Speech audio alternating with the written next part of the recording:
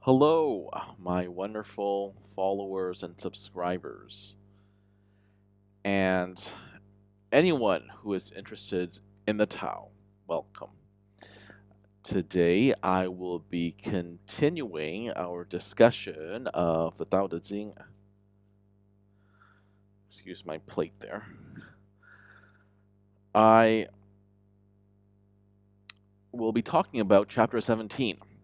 And it's one of my favorite chapters because it talks about teachers, which is what I am. So uh, let's. I'm going to read a bit of it and then I'll discuss it. The best teacher is not known. The next best has students who love her or him. The next best has students who fear him or her.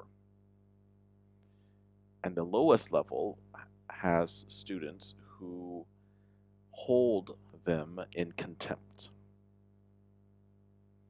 So I know when you hear all this, and this is in translation from ancient Chinese more than 2,000 years ago, it might be very abstract. So let me break it down for you all. Essentially, it comes down to this. So if the best teacher is not known by others, this means that we Taoists actually prize invisibility, right? If we're not known, that this means that we're obscure, we're invisible. But this has to do with being humble. There's a certain humility that is important. And these teachers, we all must follow their own, they all follow their own example, right? I mean, sometimes when you do something perfectly, people might think that you haven't done anything at all. And that's exactly the kind of teacher that is supposed to be the best. Now, I agree with this because I'm not a huge fan of celebrity culture. I mean, it's one thing to admire someone for having great accomplishments, but it's another to for the Western society and even Eastern, really. I mean, all over the world now, modern society is full of celebrity worship, and that is really bad. I mean, the only entity that is worthy of worship is the Tao, the Creator, and the way to the Tao. And I certainly hope that I myself would not become famous. I mean, that's what I fear. But in order for me to teach, I kind of need to make myself be known. So therein lies my conundrum, right? That is my dilemma. Anyway, the best teacher acts in a leisurely or wu wei, remember wu wei? Non-action manner, right? So that's why they lead by example. They don't spend too much time talking. And anyone can be a teacher. It's not just some guy with a fancy diploma, from a regulatory body.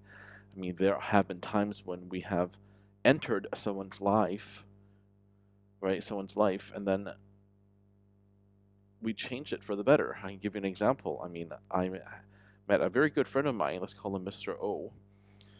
And Mr. O came from an abusive home, and I